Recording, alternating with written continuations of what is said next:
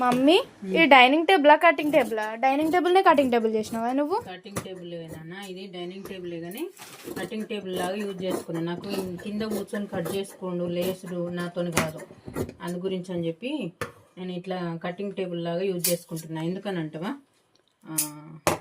కింద కూర్చొని చేసేంత లేదు నా దగ్గర. ఇది డబ్బాలు ఎందుకున్నాయి మరి? ఇక్కడ డబ్బాలు ఉన్నాయి కరెక్ట్. ఇది డబ్బాలు అంటే నీకు ఇబ్బంది అవుతుంది కదా ఈ లైన్స్ దగ్గర. ఇవా, దీంతో ఒక చిన్న టిప్ చెప్తానా నేను. నేను యూజ్ చేసేది ఎవరికన్నా ఇంటి దగ్గర కానీ షాప్ పర్పస్ గా కానీ టేబుల్ కటింగ్ టేబుల్ కి కొంచెం ఎక్కువ కాస్ట్ అవుతుంది అనుకుంటే ఇది తక్కువ కాస్ట్ లో తెచ్చుకోవచ్చు. నేను తెచ్చుకునే 700 కి. దీంతో ఒక చిన్న టిప్ అయితే చెప్తా. నాకైతే ఇంటి దగ్గర ఎల్స్కేల్ లేదు కదా, ఎల్స్కేల్ లేనప్పుడు ఇది అయితే చాలా బాగా యూజ్ అవుతుంది. ఇక్కడ లైన్స్ అయితే ఉన్నాయి కదా, ఈ లైన్స్ కి ఇట్లా స్ట్రేట్ గా క్లాత్ ఇట్లా ఉందా లేదా చూసుకోవచ్చు. అలానే స్ట్రేట్ గా సేమ్ యాస్టీజ్ గా ఇట్లా కూడా ఈ లైన్ కి కూడా కరెక్ట్ గా క్లాత్ అడ్జస్ట్మెంట్ కరెక్ట్ ఉందా లేదా చూసుకోవడానికి ఇదైతే చాలా బాగా యూజ్ అవుతుంది.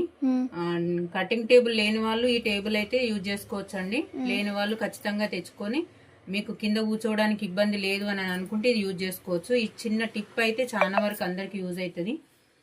ఓకే అండి, వీడియో కనుక నచ్చినట్టయితే లైక్, షేర్ అండ్ సబ్స్క్రైబ్ అండి.